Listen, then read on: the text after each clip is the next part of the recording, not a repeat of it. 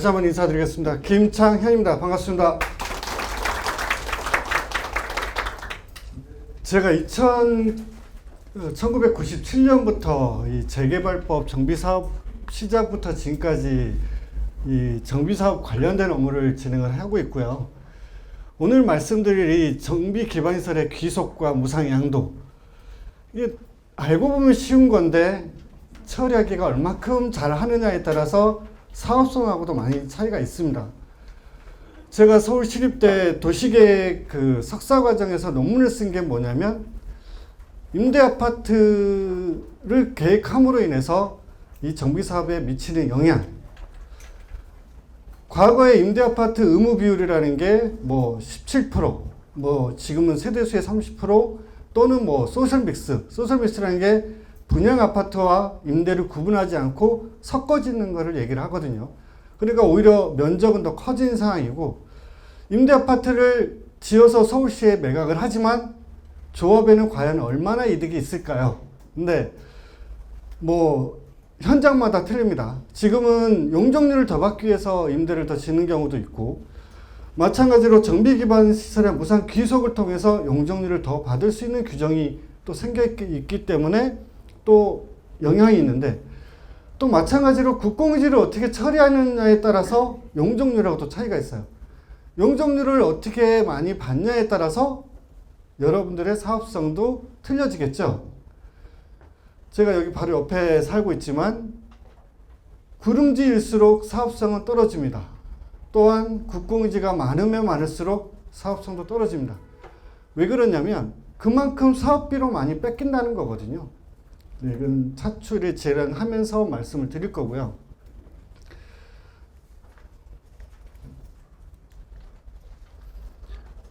뭐 콘텐츠는 목차는 보시면 되고,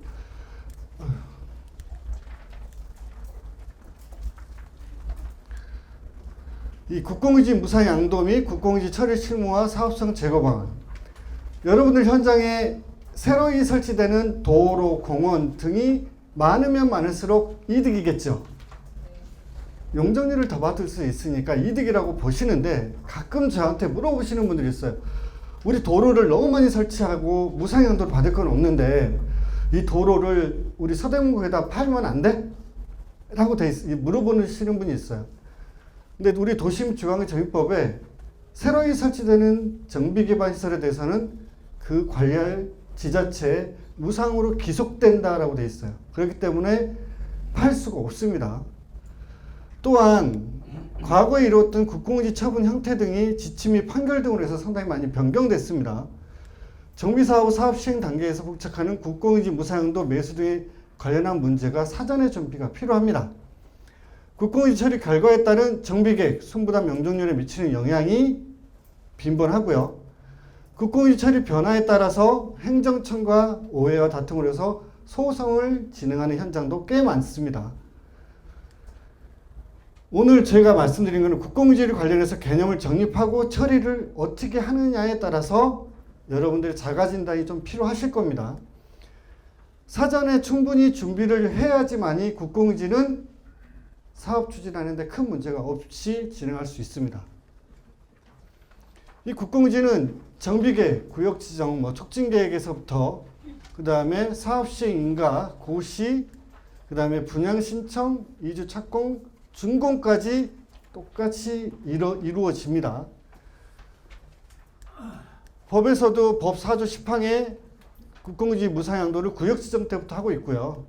준공 때도 국공유지 처리를 어떻게 했는지, 착공 때 어떻게 했는지 반드시 확인하도록 되어 있습니다. 이 국공유지가 관리처분에 미치는 영향이 있습니다. 국공유지가 사업비용을 많이 잡아먹습니다. 현재로서는. 국공유지가 많으면 많을수록 이 사업 이득금이 줄어들게 돼 있어요. 왜 그러냐면 과거에는 토지 등 소유자, 분양 대상 조합원들한테 배분, 차등 또는 군등 배분을 했었지만 지금은 다 사업비로 다 소비를 하다 보니 이 사업 경비가 많이 차지하고 있습니다.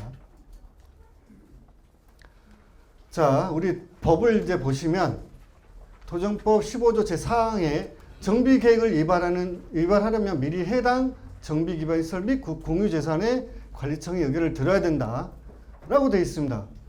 제가 이걸 왜 얘기하냐면 우리 관에서도 서대문에 나와겠지만 정비 계획을 수립을 할 때 가장 제가 힘들어하는 부서들이 어느 부서냐면 청자 들어가는 데입니다. 철도청, 교육청, 국방부, 산림청. 이 부서들이 가장 힘들어요. 왜 그러냐면 이 청자 들어가는 거는 우리 도시 및 주거환경 정비법이 특별법임에도 불구하고 무시를 합니다. 왜? 자기 법의 우선이니까. 우리 교육청에서는 교육청이나 철도청 마찬가지입니다.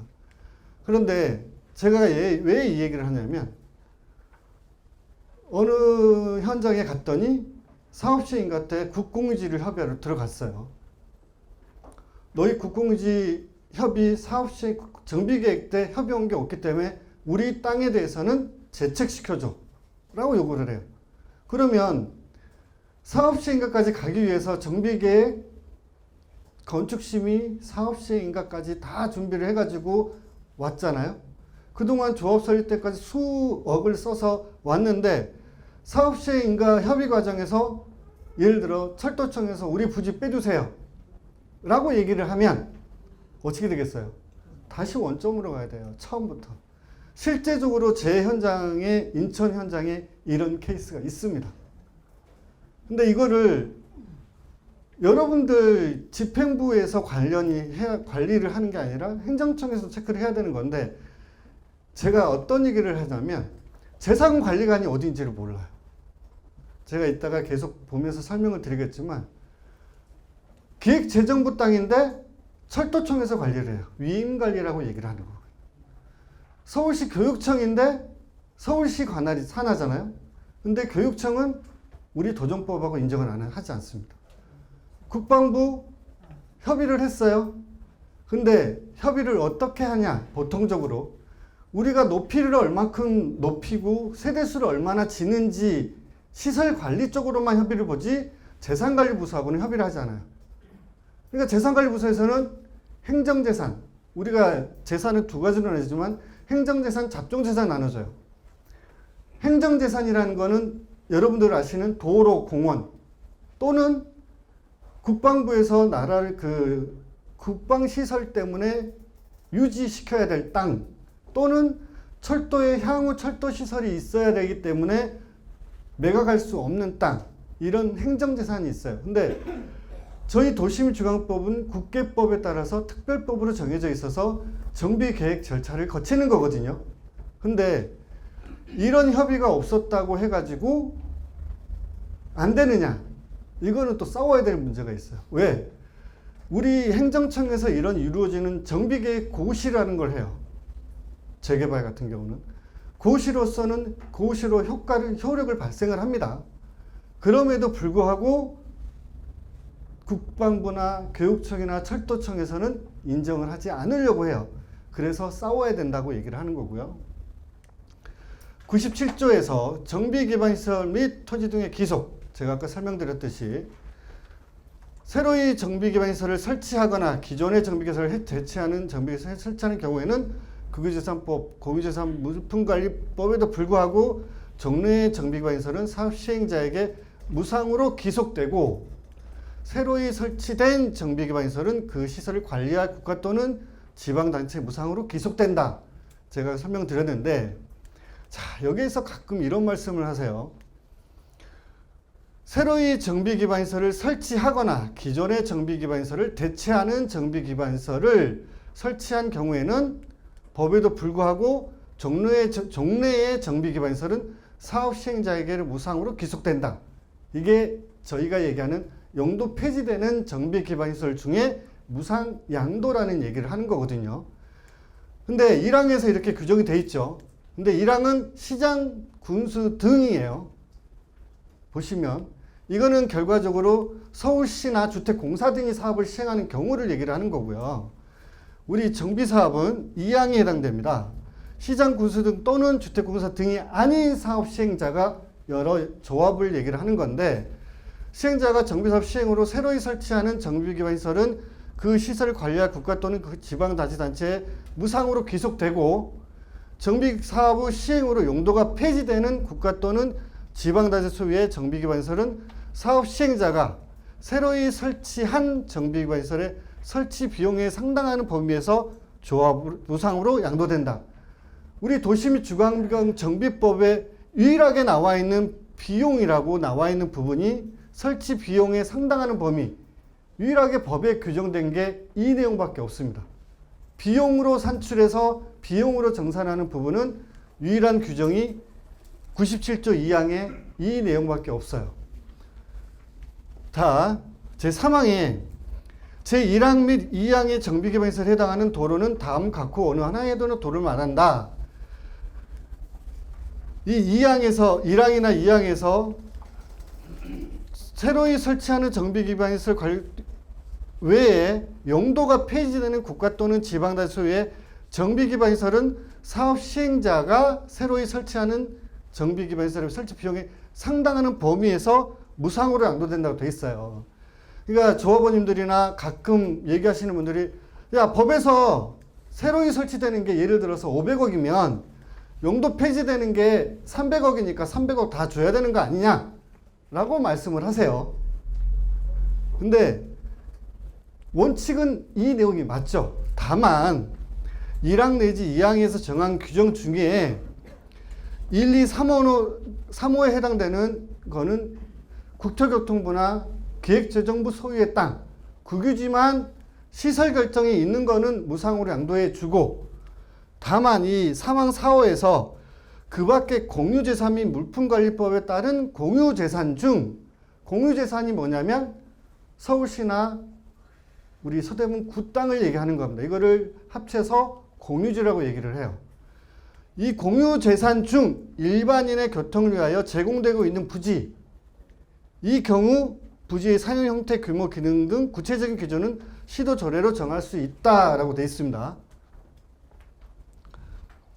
자, 법 사항에 사업 시행 인가 때 반드시 관리청의 의견을 들어야 된다는 거고요. 가끔 이 법 101조 때문에 저한테 많이 연락을 주세요. 여기에 국가 또는 지방자치의 도시 영세민을 이주시켜라고 되어 있는데 이 앞에 거는 생각을 하지 않으시고 이 재개발 구역의 각호 부분에 해당하는 불구하고 무상 양해 대상 국유지를 제외하고 공유재산지는 시장구축 또는 지방 단독으로 사업하는 경우는 하나다 해서 무조건 무상으로 줄 수 있는 규정이 있지 않느냐. 이거는 주거환경 개선 사업이나 제가 아까 말씀드렸던 시장이 사업하는 경우를 얘기하는 겁니다. 일반 정비 사업에는 해당이 없고요. 다만 우리 예전에 청계천에서나 신당동에서나 미아리나 여러 이주 정착단지가 있어요.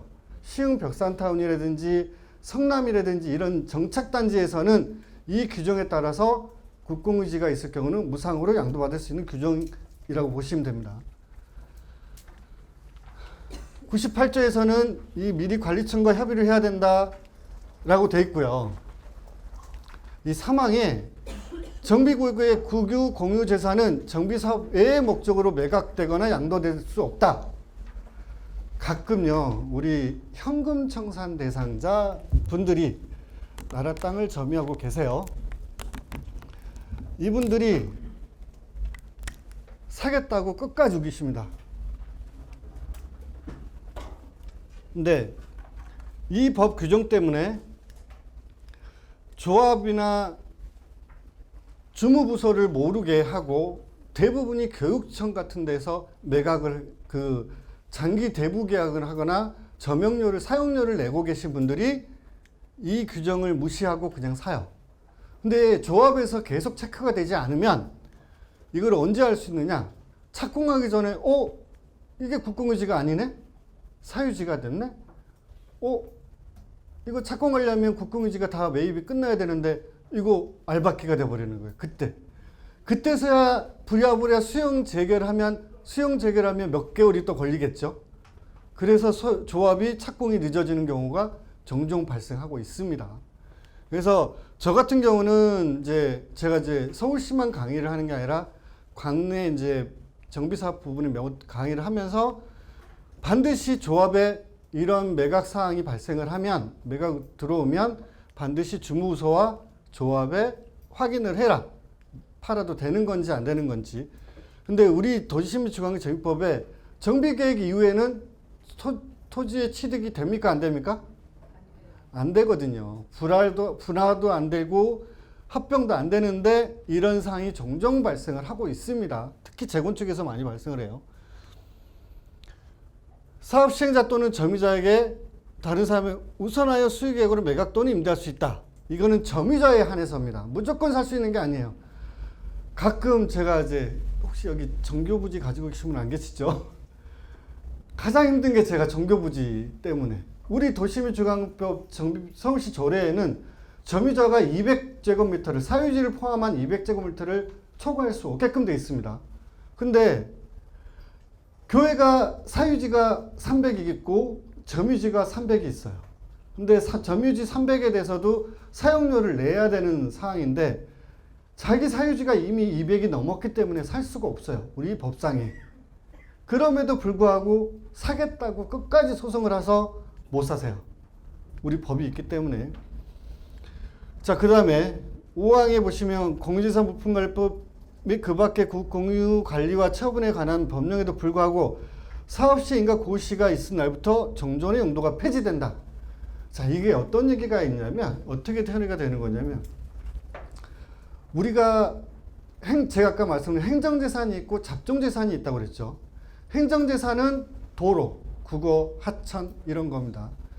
뭐 공유지 같은 것도 있고요. 이제 공동구 같은 거. 근데 이거는 대부분의 관리부서가 어디냐면 건설관리과예요. 여러분들 주차 위반하면 어디서 해요? 주차관리과에서 주차 딱지 날라오죠. 그러면 여러분들이 내 집 앞에 도로를 쓰고 싶어 하면 건설관리과 가서 이거 나 쓸 수 있는 방법이 뭐가 있습니까? 내가 공사를 해야 되니까 사용료를 내고 쓰겠습니다라고 하는 데가 건설관리과거든요. 건설관리과에서 행정재산은 위임관리를 해요. 재무과는 잡종재산을 관리해요. 그러면 사업시행 인가가 난로부터 용도가 폐지되니까 건설관리과에서 관리하던 거를 재무과로 넘겨줘야 되는 절차가 필요한 겁니다. 이게 용도 폐지 절차인데 수도권이나 이 도시민주관계정비법 때문에 공문 하나만 보내면 위임관리를 해줘요. 서울은. 지방은 또 그렇지 않고요. 제6항에 제4항에 따라 정비사업 목적으로 우선하여 매각하는 국공유지는 사업시 인가 고시가 있은 날을 기준으로 평가하며 다만 사업시행 계획 인가 고시가 있는 날부터 3년 이내에 매매계약을 체결하지 아니한 국공유지는 국유재산법 또는 공유재산 물품관리법에서 정한다. 유일하게 평가의 방법이 여기서밖에 없습니다. 이 도시민주관계정비법에서는. 근데 여기서 딱 퀘스천 마크 하나 드릴게요. 여러분들 사유지 평가 방법이 도시민주관계정비법에 어떻게 나와 있어요? 이용 상황대로 평가를 하게끔 되어 있습니다. 그쵸? 예를 들어서 내 땅이 100평인데 건물을 깔고 앉아있는 건 60평밖에 없는데 40평은 내가 주차장이나 도로를 쓰고 있어요. 그러면 나중에 평가사가 어떻게 계산을 하냐면 60평을 빼고 60평과 40평을 각각의 평가를 합니다. 이거를 산술 평균해서 평균 가격으로 여러분들 토지를 평가를 합니다. 그게 도시민주관계정비법의 이용 상황대로 평가를 하도록 명기된 부분입니다. 그런데 국공유지에 대한 평가 방법은 어떻게 하라고 나와 있는 게 없어요. 제가 이제 서울시나 계속 싸우는 게 이 6항 때문인데, 서울시는 이 법에도 불구하고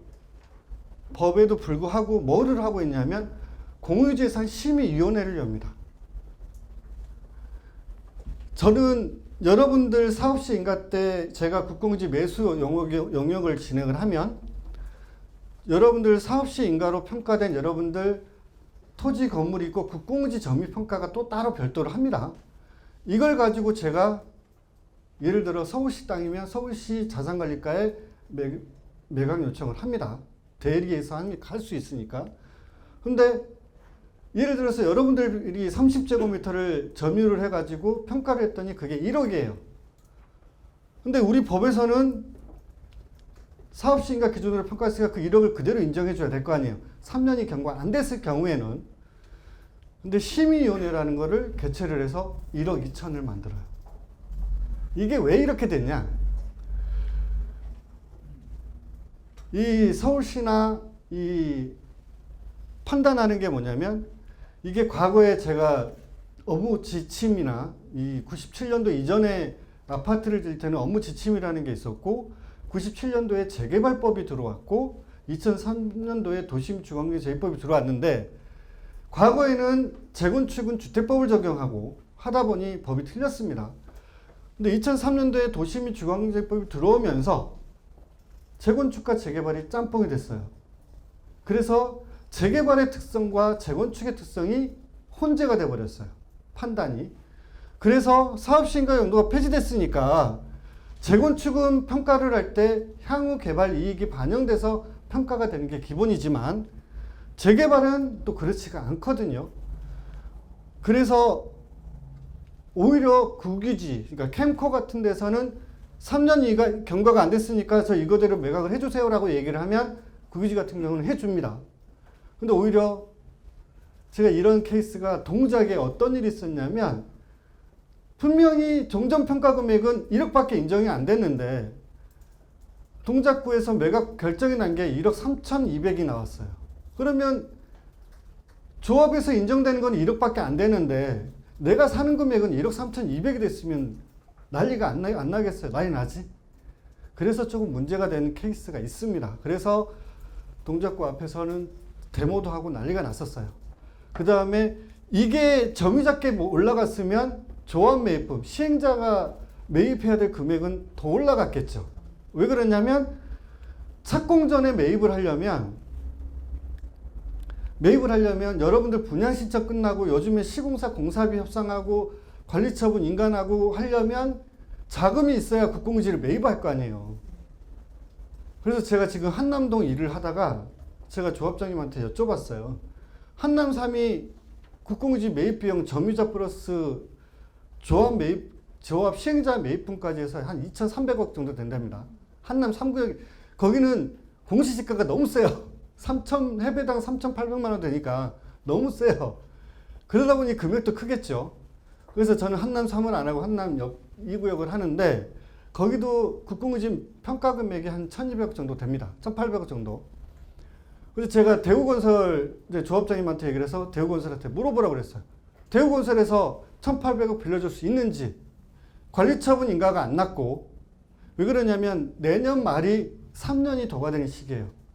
근데 금액이 워낙 크다 보니까 3년이 경과돼서 한남 3이 늘어난 금액만 약 1,000억 가까이 늘어났거든요. 이자 플러스 평가 금액이. 그래서 옆에 구역은 무섭잖아요. 그래서 시공사한테 고이자라도 빌려서라도 빨리 매입을 하자라고 해서 저한테 다그치는데, 거기도 이제 아직 시공사하고 이제 본계가 끝났거든요. 그래서 내년 초에 분양 신청을 이제 한다고 하는데 내년 11월 말까지 언제 이걸 매입을 해요? 시간이 없는데. 그만큼 어렵습니다. 그래서 이런 거는 서두르시는 게 좋습니다. 유일하게 법에 의해서 법 97조 3항 4호에 의해서 조례가 개정된 지역은 우리 서울시가 유일합니다. 이 서울시가 97조 3항 제4호에 따른 공유재산 중 사업시행자에게 무상으로 양도되는 도로는 일반인의 통행에 제공되고 있는 실제 도로로 이용되고 있는 부지를 말합니다. 그래서 이 규정은 따로 정할 수 있다고 해놨는데 따로 정하지는 않았고요. 유일하게 이거를 점유지나 현황 도로로 쓰고 있는 것을 뭘로 알 수 있을까요? 측량성과도. 왜 그러냐면 국공지 점유 측량성과도는 사설 측량에서 하면 나중에 소송을 했을 때 인정이 안 됩니다. 법원에서는 지금 유일하게 측량성과도, 제가 왜 이거를 말씀드리냐면 예를 들어서 제가 나라 땅을 한 10평을 점유를 했어요. 근데 내가 그동안 30년 동안 무단으로 썼던 거예요. 돈 안 내고. 그런데 재개발 사업 한다고 해서 이제 와서 5년치 계산했더니 한 2천만 원 돈을 내라고 그러면 나는 억울하잖아요. 내가 30년 동안 무상으로 썼는데 이거를 소송에 휘말립니다. 그러면 착공이 지연되겠죠. 근데 이런 도로로 쓰고 있는지 점유로 쓰고 있는 거를 판단하는 거는 LX 예전에 과거에 대한지적공사가 측량한 것만 가지고 인정이 되고 있습니다. 이런 그 측량 성과도에 이렇게 해서 도로로 쓰고 있으니까 예를 들어서 제가 이따 보여드리겠지만 도로로 쓰고 있는지 대지로 쓰고 있는지 이런 거를 정확하게 구분하지 않으면 이거를 못 받습니다. 그 다음에 지금은 이제 지적 방법이 약간 바뀌었습니다. 과거에는 동경좌표라고 해서 일본이 만들었던 측량 지적이기 때문에 그 일본 지적을 썼다가 3년 전부터 세계 지적으로 바뀌었어요. 그래서 우리나라 좌표가 한 1m에서 3m로 약간씩 틀어졌어요. 여러분들 현장 중에 지금 이제 착공이 들어간 현장이 있다고 하면 나중에 준공 확정 측량을 할 때 좌표점이 약간 틀어져서 면적이 틀어질 겁니다. 지금 뭐냐면 여기다가 도근점을 박아놨었는데 이거는 일본 지적을 기준으로 했던 거고 지금 세계 지적이면 이렇게 바뀐다는 거예요. 그러면 이게 눈에 안 보이겠지만 실제적으로 가면 어마어마하게 바뀌겠죠. 멀리 가면 멀리 갈수록. 우리 지적 원점이 어딘지 아십니까? 일본인 사람들이 만들어 온 지적 원점. 방송에도 한번 나왔었는데. 아닙니다. 옛날에 많이 나왔던 건데. 맞습니다. 세종로 앞에 우리 문고 앞에 정자처럼 이렇게 만들어진 거 있죠? 거기에 지적점이 그게 이제 일본 지적이에요. 과거에 이루어졌던. 이게 우리나라의 정동이냐 정서냐 정남이냐 지적했던 지역이 그 시작이 거기입니다. 그래서 지적에 대해서 그렇게 구분을 하는 거예요. 제가 말씀드렸듯이 98조 사항에 따라서 매각 면적은 200제곱미터를 초과할 수 없다. 그 다음에 점유 사용 면적은 공간정보 구축 및 관리 등에 관한 법률. 이게 지적법에 의해서 측량 성과도를 기준으로 하고 있고요. 국공유지를 점유 사용하고 있는 자로서 제1항에 우선 매수하고자 하는 자는 관리처분 계획인가 신청을 할 때는 미리 관리청과 매매계약을 체결해야지만이 관리처분인가 신청을 할 수 있습니다. 제가 이것 때문에 가장 힘든 게 예를 들어서 분양신청 기간이 12월 말까지예요. 보통 60일을 주니까 60일에서 20일 연장하지 않습니까? 80일까지 해서. 근데 60일 했는데 조합이나 시공사는 내년 2월 안에 관리처분인가 접수하겠대요. 그러면 이 점유자 거를 살려면 분할도 해야 되고 측량도 해야 되고 평가도 해야 되고 재산 관리가 이관도 해야 되고 굉장히 절차가 복잡한데 분할을 해야 되는 상황이 발생하면 최소한 3개월을 까먹습니다. 기본적으로. 근데 이거 되겠어요? 근데 이거 3년 경과된다고 빨리 해달라고 난리 치더라도 못하는 경우가 대부분입니다. 이 재정비 촉진법에도 무상 양도 규정이 있다라는 거고요. 제가 이거는 판례를 해놓은 건데 정비계획 또는 재정비 추진계획과 사업시행인가 시 무사양도 등 국공유 처분 사용에 관한 관례인데 우리 여러분들 현장에 정비계획 고시문 보신 적 있어요? 이거는 과거와 현재 약간 틀리긴 한데 고시문에 보면 계획기반시설 내 국공유지 기반시설 내 국공유지 해서 순부담이 몇 프로다라고 써 있습니다. 여기 이제 유상매입시설은 이제 조합에서 기부 체납하는 시설을 때문에 용적률을 사는 경우 여기 이제 하단 규정에 뭐라고 되어 있냐면 원고의 무사양도 요청이 없는 사업 시행 초기 단계에서 국공유지 관리청과 협의를 거치지 않은 상태에서 단지 전체적인 비용 분담 계획을 기재한 것이므로 위 고시의 비용 분담 계획의 기재 내용만으로 용도 폐기되는 정비 기반 선부를 무상 양도한다는 권적 견해를 표시한다고 보기 어렵다. 이게 무슨 얘기냐면 이만큼은 무상 양도로 보고 정비 계획이나 촉진 계획을 수립한 겁니다. 4,805하고 470은 무상 양도로 보고 새로이 설치되는 게 17,000이니까 승부담이 15.5%, 11,000만큼은 용적률을 더 준 거예요. 용적률을. 근데 이 현장이 어떻게 됐냐면 이 기반시설내 국공유지가 4,805 중에 무사용도 받은 거는 300도 안 돼요. 왜 그러냐면 이 안에 국어지가 다 있어요. 이 국어지가 뭐예요? 우리 어르신들이 잘 알던데. 국어가 뭐예요? 말 그대로 하수관로예요. 하수관로. 우리 옛날에 구역 집들이 다닥다닥 붙어 있다 보니까 하수관로가 골목길로 해가지고 하수관로가 쭉 이어져 있죠. 이 하수관로는 기반시설이 아니에요. 그래서 지금은 공유지라고 하면 현황 도로면 무사용도로 해줍니다. 근데 아니어서 여기가 한 4,5천 정도를 5천이 좀 안 된 거를 다 유상 매입하라고 사업시행한테 결정해 놨어요. 그러니까 무상양도가 300도 안 됐으니까. 그랬더니 순부담이 얼마큼 늘어났냐면 18점 몇 프로까지 올라갔어요.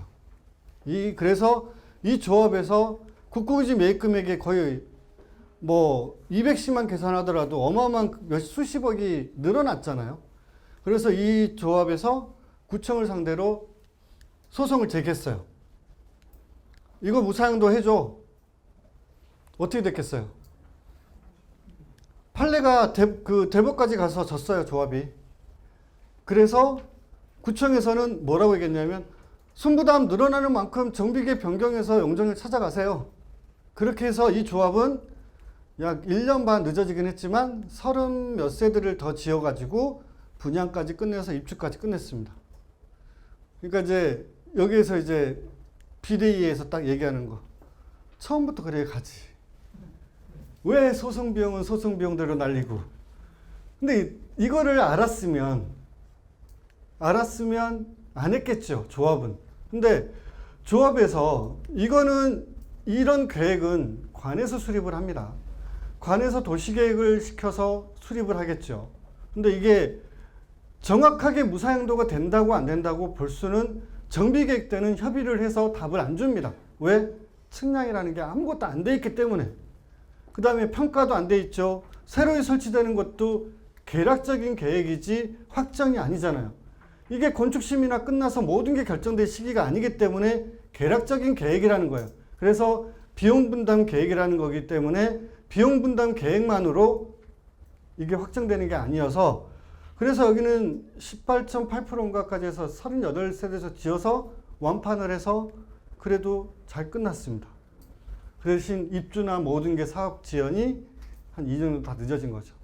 그래서 이런 걸 알았으면 관하고 협의를 해야 돼요. 근데 변호사님 안 계시죠? 변호사님들이 소송을 좋아하시니까 많이 유도를 합니다.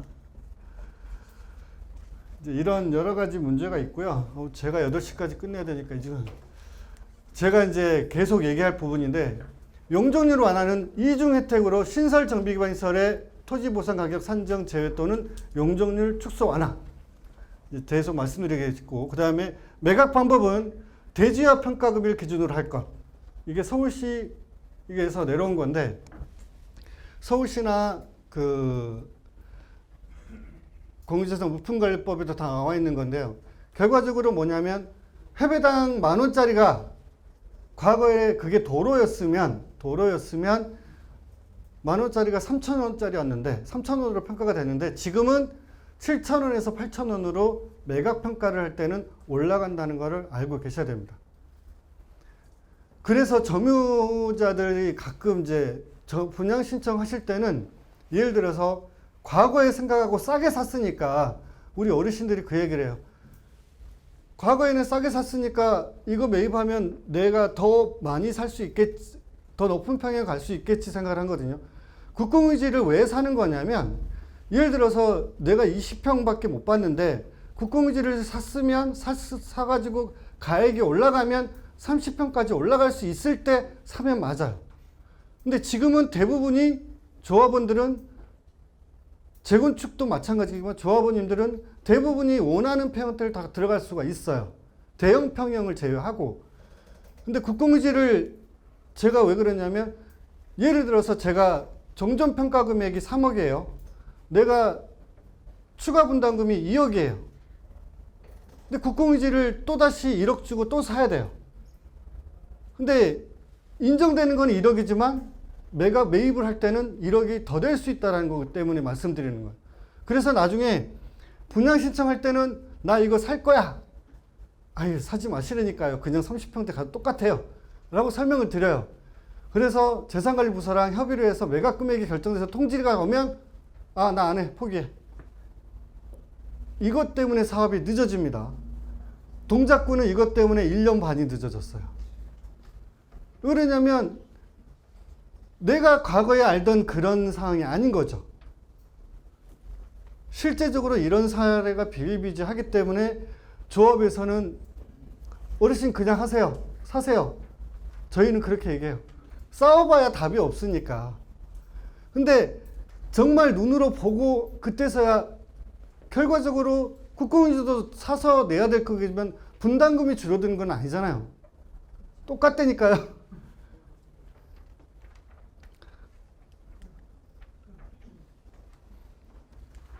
무상양도는 강의 규정이다라는 거고요. 우리 국유지는 우리 가끔 제가 영역을 하면서 그 얘기를 해요. 우리 서대문에 여러 가지 케이스가 있어서 뭐 우리 구청장님이 지금 백서도 만들고 계시고 여러 가지 문제점 있는 거를 여러 우리 조합들이 사전에 이해를 할 수 있게끔 준비를 하시는데 국공유지 무상양도는 국유지는 그냥 주는 건 없습니다. 그만큼 계산을 해야 되는데 현황도로는 현재는 서울시 서대문구 땅은 무상으로 주고 있습니다. 근데 현황도로인데 나 혼자만 쓰는 막다른 골목의 도로는 줄까요, 안 줄까요? 네? 안 줍니다. 이거 가지고 끝까지 우기세요. 야, 이것도 받아와. 근데 안 줍니다. 우리 법에 있어서 누구나 쓸 수 있는 땅이라는 걸 알고 계셔야 되고, 우리가 지금 이거 판례인데요. 사업시행과 고시가 된 날 기준으로 이를 평가하도록 규정한 취지라고 보일 뿐 반드시 그 기준식의 현황에 의하여 평가하도록 평가하는 방법 등이 함께 규정한 것은 어렵다. 제가 아까 서두에 설명드렸듯이 사유지에 대한 평가 방법은 이용 상황대로 평가를 하도록 법에 명기가 되어 있는데 국공유지는 어떤 식으로 평가를 하도록 명기된 게 없어요. 그렇기 때문에 사업시행과 기준으로 해서 대지로 쓰고 있으면 대지로 평가를 하고 도로로 있으면 도로로 평가를 하는데 그게 매각의 평가에 의해서 지금 현재 그래 많이 용도가 폐지되니까 대지가의 80%까지 올려서 높게 평가를 하고 있습니다. 이게 이 법이라고 소송을 했는데 지금 판례가 이렇게 졌다는 거고요. 제가 아까 말씀드린 변상금 부과 등 나라 땅을 임의로 썼어요. 나라 땅을 임의로 썼는데 나는 이거 30년 지금 최근에 모 현장에서 또 연락 온 게 동대문구 모 현장에서 우리 법에 시효취득이라는 게 있습니다. 시효취득. 내가 30년 동안 무상으로 썼으니까 이거 시효취득 할래. 근데 이거를 정비사업 하기 전에 하시던가. 근데 착공 앞두고 시효취득을 하겠다고 비대위 몇몇 분들이 이렇게 뭉쳐가지고 소송을 조합하고 재산관리관 상대로 소송을 제기한 거예요. 그러니까 어떻게 해요? 착공을 못하는 거예요. 근데 시효취득은 이 정비사업에서는 이제 시효취득과 또 하나가 있는데 장기 미집행 시설, 여러분들도 사유지 도로 같은 경우가 장기 미집행 시설이라는 게 있고 하는데 이 점용료를 안 내겠다고 끝까지 우기시면 어떻게 해요? 조합에서 우선 사업비로 대위 변제를 해서 조합에서 우선 변제를 하고 착공 이후에 점유자한테 분양대상 점유자는 내십니다. 현금 청산자는 내가 왜 내? 끝까지 안 내요. 근데 이거 끝까지 소송하신 케이스는 없어요. 왜 그런지 아세요? 캠코 같은 경우는 이제 캠코가 기획재정부 땅과 국토교통부 땅을 매각하는 부서거든요. 근데 서울에 그 강남에 있는데 국토교통부 땅이 용도가 폐지돼서 기획재정부로 소유권 이전 넘어와서 캠코에서 매각 재산을 하는데 이 점유자들이 변상금을 안 내면 매매계약 체결을 안 해줘요. 조합하고 해. 이걸 안 해주니까 조합은 어떻게 해요? 그렇다고 해서 전체 사업비로 치면 정말 미미한 금액입니다. 근데 비대위들은 조합장님한테 너 이거 횡령이야. 근데 여러분들 착공이 늦어지면 누구 책임이에요? 그러실 거잖아요. 전체적인 이득을 착공이 돼서 분담금이 늘어나는 걸 방지하기 위해서 사업비로 처리를 그것도 이사회 대의원회 총회까지 결의 받아놔요. 그럼에도 불구하고 비대위에서는 장이 잘못한 거야. 횡령이야. 근데 저는 그렇게라도 하시라고 말씀을 드려요. 안 그러면 착공이 늦어지면 공사비도 늘어나요. 그러니까 하나가 늘어나면 또 하나가 늘어나겠죠. 그래서 여러 가지 문제가 있을 수 있습니다. 공정관리 지침은 계속 제가 법에서 얘기됐던 내용이라 좀 넘어가고요. 너무 제가 시간을 여유있게 제해서 국공유지는 무상향도, 존치, 매수. 존치는 2003년도 이전까지는 있었는데 지금은 없어졌습니다. 국토교통부는 무상향도를 할 때는 조달청, 기획재정부는 자산관리공사. 자산관리공사는 우리 그 부산에 본사가 있는데 딸랑 4명이 전국을 다 관리를 합니다. 그래서 자산관리공사에 협의를 보내면 기본이 2달 내지 3달 걸립니다. 그래서 저희는 기획재정부 땅을 빨리 협의 보려면 자료를 다 만들어서 결제만 할 수 있게끔 만들어줘도 1달 이상 걸립니다. 이게 사업시행한테 늦어져요. 뭐 공유재산은 뭐 큰 문제가 없는데 우리 요즘에 가끔 건설가 담당들이 너무 몰라서 시간이 많이 걸리는 거 있고요.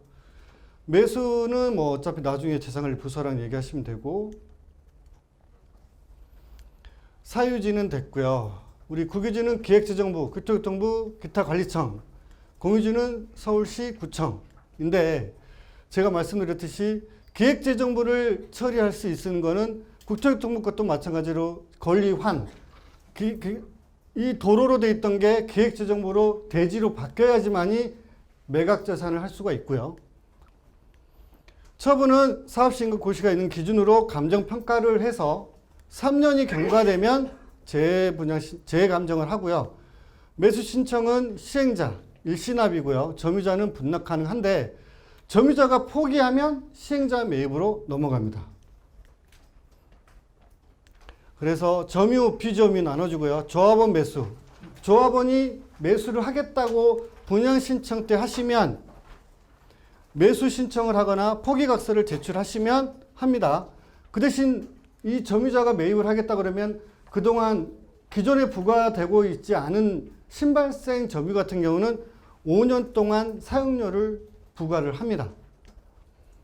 마찬가지로 조합 매수를 해서 무상양도분을 제외하고 합니다. 가끔 이 무상양도 부분을 사업시행인가 이후로 이제 감정평가사들이 평가를 해서 금액을 많이 올립니다. 근데 저희나 정비업체가 영역을 할 때 조합원 매수, 점유자 매수, 조합 매수분을 구분과 무상양도분을 정확히 숫자를 구분해서 줄 겁니다. 그러면 이 무상양도는 조합으로 재개발은 조합으로 소유권을 가져오지 않아요. 가져와봐야 취득록세밖에 더 나가겠어요? 세금만 나오겠죠. 왜 그러냐면 조건이 신설되는 정비기반시설을 행정청으로 주는 시기, 그 시기가 언제예요? 준공 시점이기 때문에 소유권을 가져오지 않습니다. 이게 지금 서울시에서 2009년도에 방침서가 지금까지 쓰고 있는 겁니다. 이 공유지는 현황 도로면 해줬죠. 과거에는 공유지도 이 규정에 해당되지 않으면 무사용도를 안 해줬습니다. 이거를 무사용도를 해주는 거는 2018년도 도시및주거환경제법이 개정이 되고 난 다음에 공유지는 현황 도로일 경우에 무사용도를 해주고요. 국유지는 이 규정에 해당되지 않으면 무사용도를 안 해줍니다. 제가 아까 이 앞에서 보여드렸듯이 국토교통부는 조달청의 프로그램이 있거든요. 프로그램에 입력을 해서 조달청도 담당관이 4명입니다. 대전에 있는 분이 실사를 나와서 무상양도가 GPS로 다 찍어서 무상양도가 맞다라고 회신을 주기 전까지는 무상양도를 결정할 수가 없습니다. 자산관리공사도 마찬가지예요. 그래서 이런 규정에 의해서 도로법이나 이 도로법은 우리 구청에서 관리하는 노선인증 공고, 서울시나 구에서 관리하는 노선인증 공고고, 뭐 도시개발법에 의해서 아니면 우리 토지구역 정리사업, 환지사업. 제가 어차피 서대문과 일을 했으니까 제가 부가현 3구역에 무사양도 최초가 아니라 두 번째 제가 영역을 했었거든요. 근데 그때는 현황도를 무상양도 안 해줄 때입니다. 근데 부가현 3이 뭐 관계자가 계실지 모르겠지만 사업시행 인가 때 무상양도를 1,000억을 못 받았어요. 800 몇 번인가 밖에 못 받았어요. 그런데 매입해야 될 게 약 2,000억 정도가 돼요.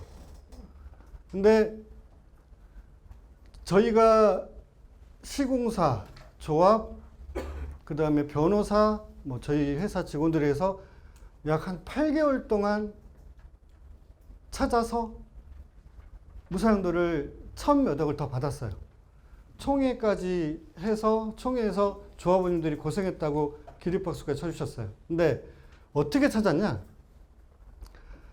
우리 서대문구가 과거에 일제시대 때 60년대까지 무슨 구였어요? 어디였어요, 도가?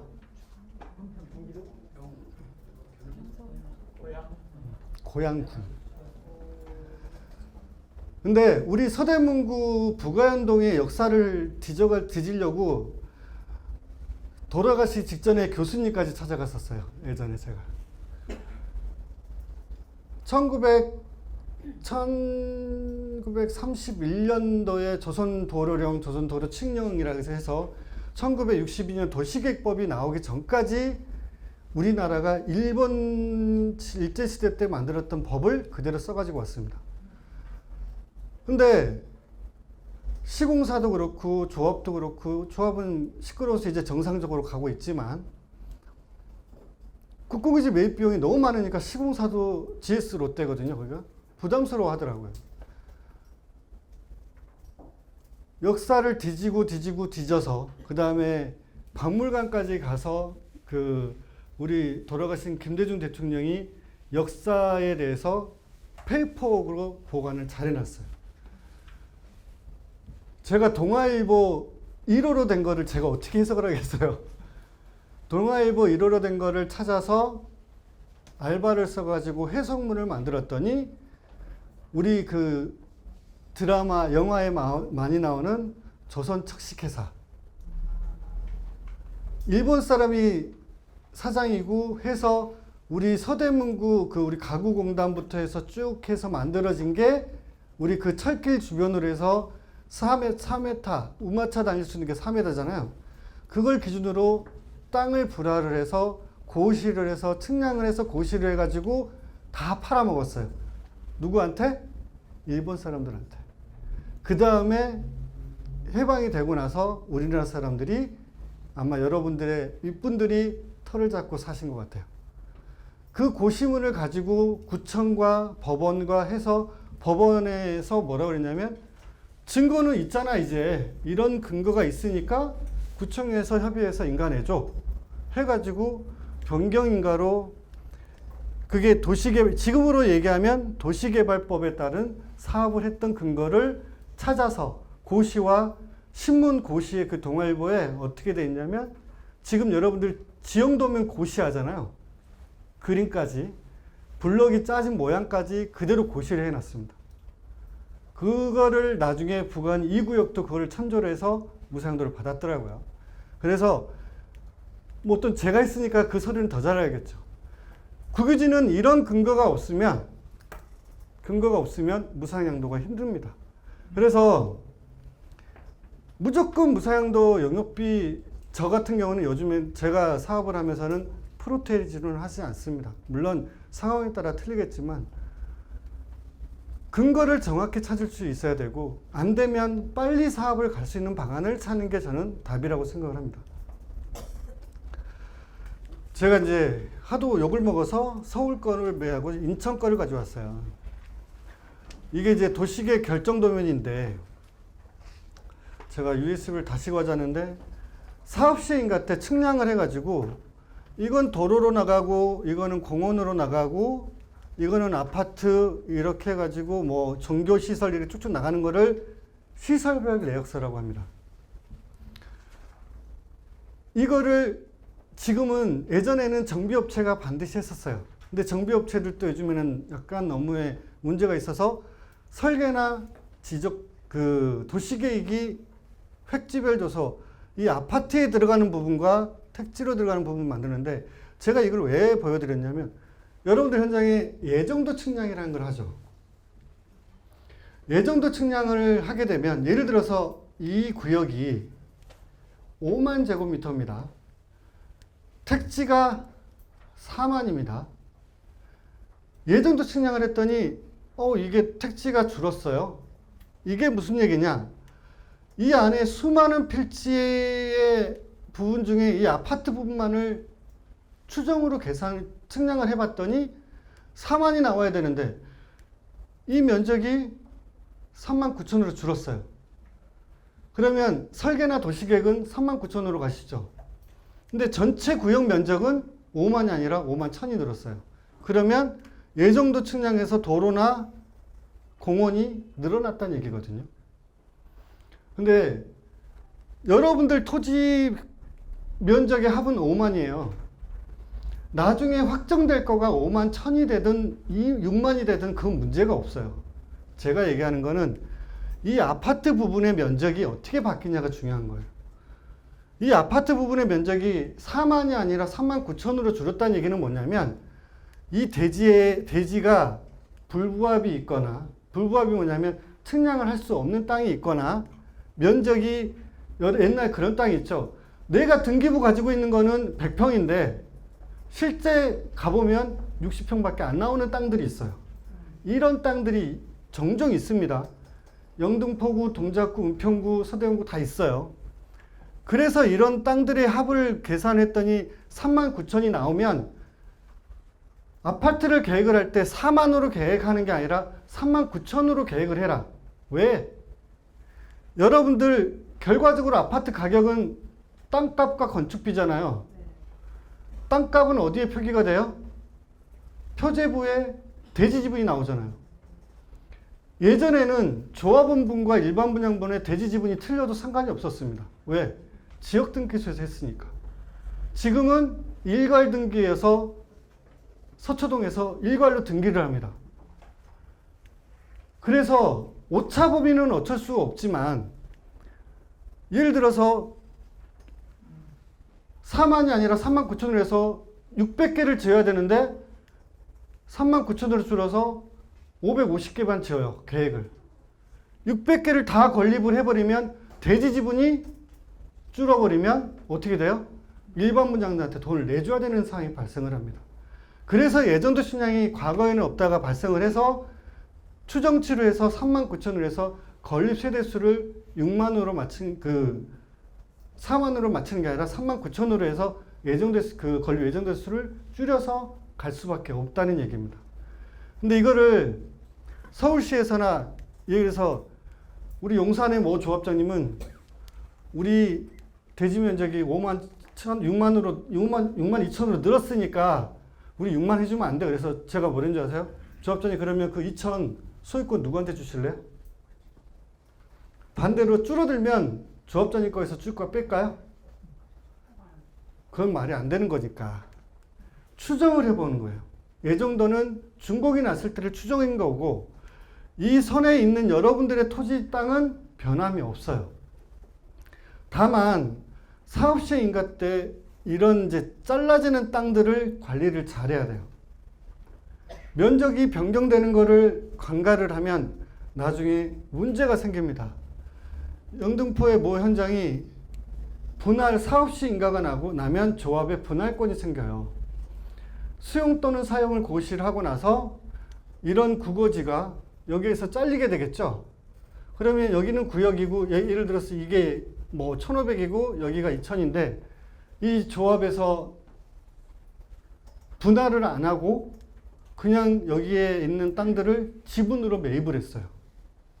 몇 분의 몇으로.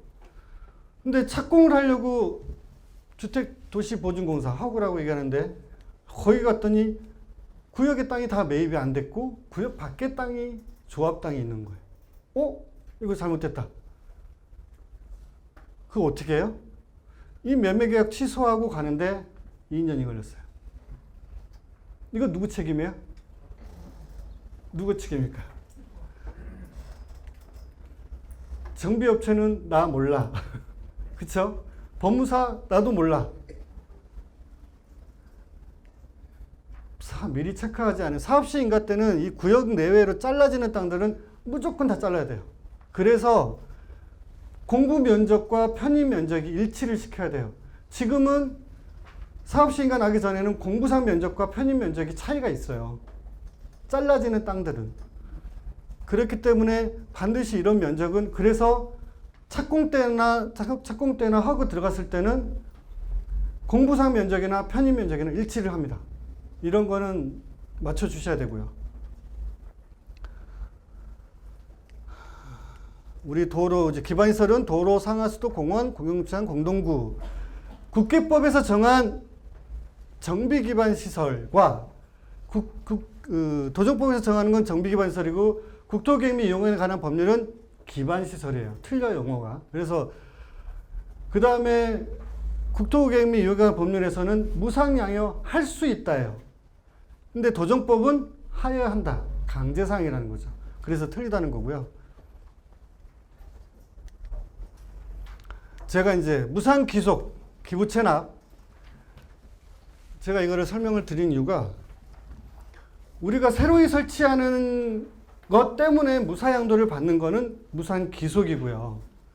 이 기부채납은 용적률을 더 받기 위해서, 예를 들어 임대아파트를 더 짓거나 공공임대를 더 짓거나 구역 내에 뭐 여성회계라든지 동사무소라든지 이런 거를 지어서 기부채납했을 때는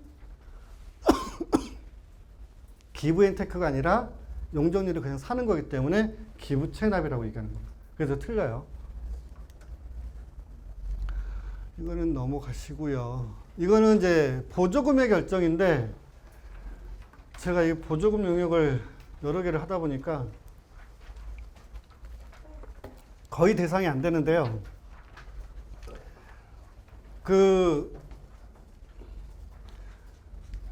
이 보조금 대상은 가장 쉽게 판단하시면, 여러분들이 고시문을 보면, 제가 이 뒤에 고시문이 있으니까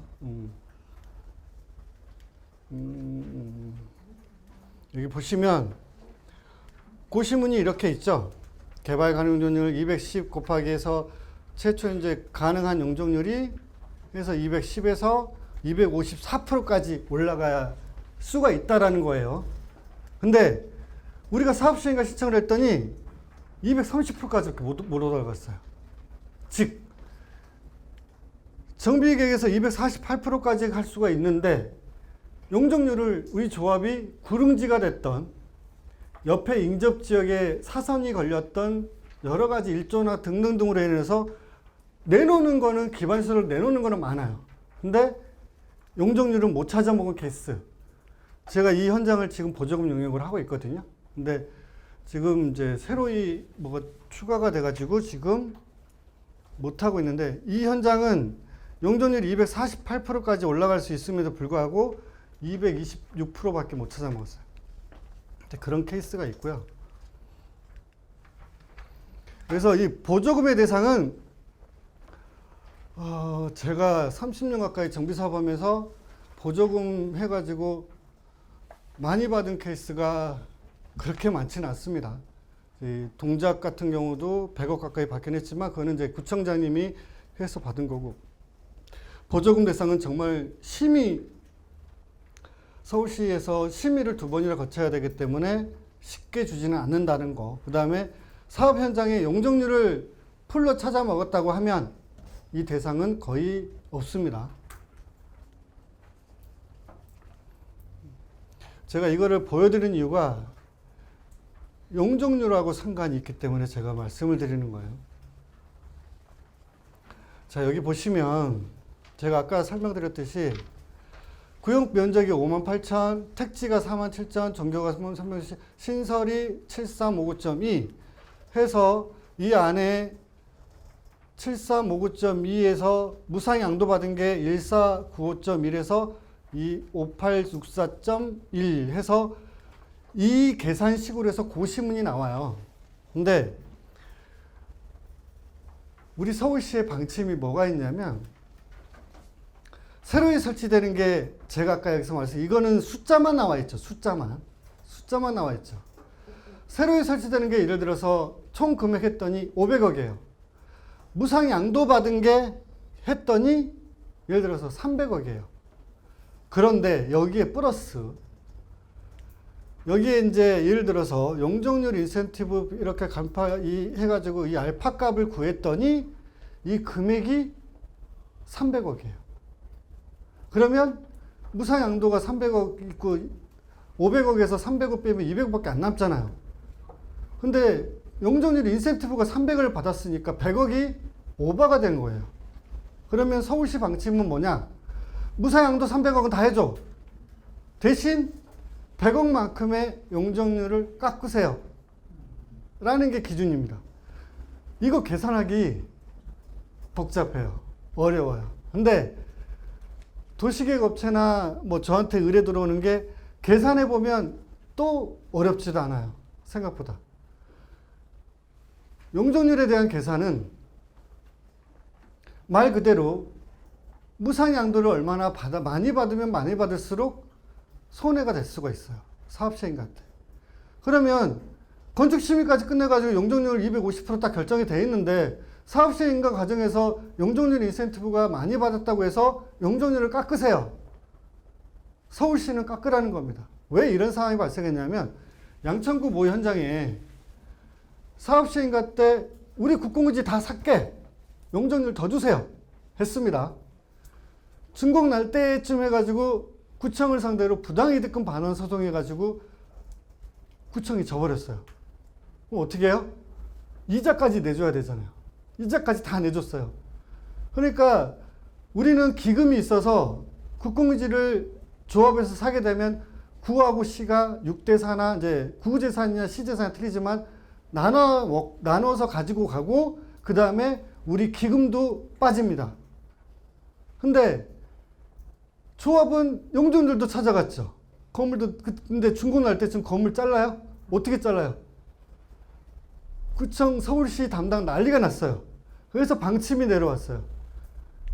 용적률은 깎고 무상양도는 다 해줘. 그래서 구나 시 땅에 현황도로 같으면 측량성과도에 안 나오더라도 서울시 담당이 실사하면서 이거 현황도로니까 무상양도 주세요. 왜? 조합이 나중에 소송하는 걸 방지하기 위해서. 이런 현장은 2018년도 이후에 사업시행가를 들어간 현장만 해당되는 겁니다. 그 전에 현장은 해당이 없고요. 그래서 용적률에 대해서 무조건 많이 받으면 좋겠죠. 무상양도도 무조건 많이 받으면 좋겠지만 용적률의 상관관계를 판단을 하셔야 된다는 거. 특히 2018년도 이전에 사업시행가 받았던 현장은 무상양도가 늘어나면 늘어날수록 용적률은 떨어질 수밖에 없습니다. 이 고시문에 대해서 이렇게 돼 있고요. 제가 아까 말씀드렸듯이 여기는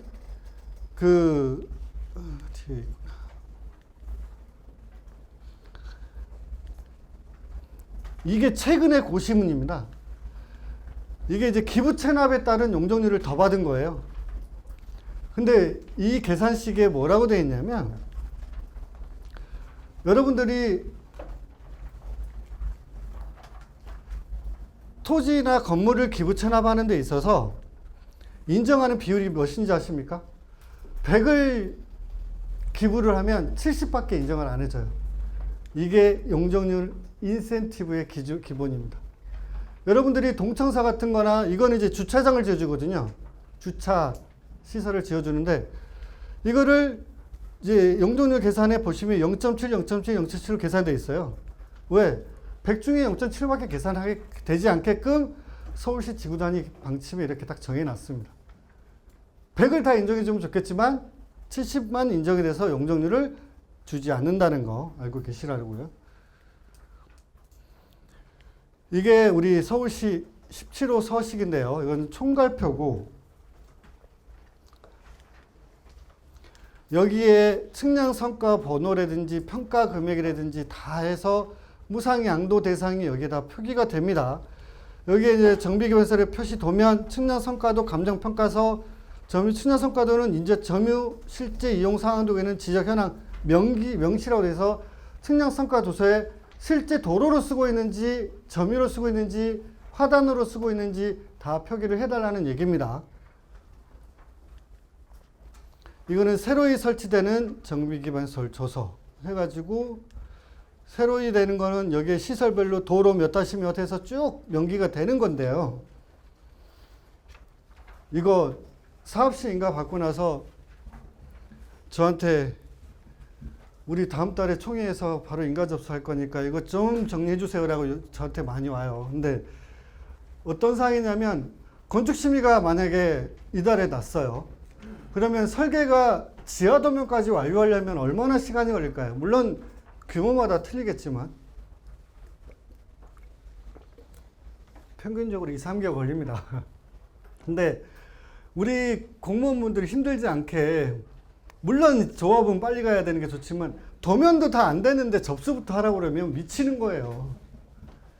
그 다음에 저희 같은 업자들은 이런 평가금에 평가서도 없고 여기에 이제 공사비가 들어가야 되거든요. 도면이 있어야 공사비를 살출할 거 아니에요. 각종 심의도 안 끝났는데 무슨 내용이 나오겠냐고요.